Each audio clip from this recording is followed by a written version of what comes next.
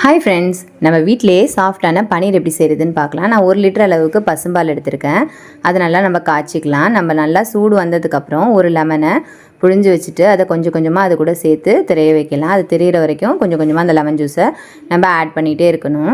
Lemon juice add பண்ணும்போதே நம்மளுக்கு அது திரிஞ்சு வந்துடும். இருந்தாலும் நம்ம கொஞ்சமாக ஒரு 2 டேபிள் ஸ்பூன் அளவுக்கு தயிர் சேர்த்தோம்னா அந்த பன்னீர் ரொம்பவே சாஃப்டாக இருக்கும் நம்மளுக்கு.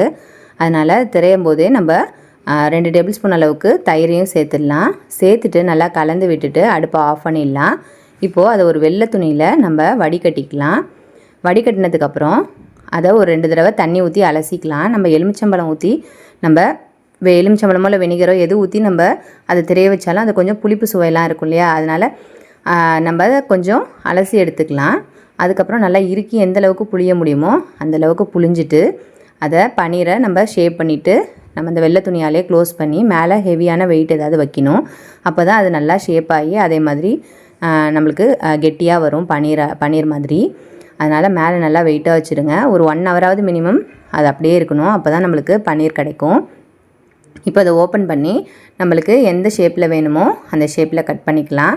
க்யூபாக வேணுனாலும் க்யூபாக கட் பண்ணிக்கலாம். பாருங்கள் எந்தளவுக்கு நல்லா சூப்பராக பன்னீர் ரெடி ஆகிடுச்சு அப்படின்னு சொல்லிட்டு. நம்ம இது 1 வாரம் வரைக்குமே ஃப்ரிட்ஜில் வச்சுட்டு ஸ்டோர் பண்ணிக்கலாம். அதுக்கு மேலே வச்சுக்க தேவையில்ல. 1 வாரம் வரைக்கும் வச்சுக்கலாம். அதுக்கு மேலே வச்சுக்கக்கூடாது. நல்லா அதுக்குள்ளாரே பயன்படுத்திடுங்க. பாருங்கள் எந்த அளவுக்கு நல்லா சாஃப்டாக இருக்குது பன்னீர்னு. இது தயிர் சேர்த்து செஞ்சதுனால தான் இந்தளவுக்கு நல்லா சாஃப்டாக இருக்குது.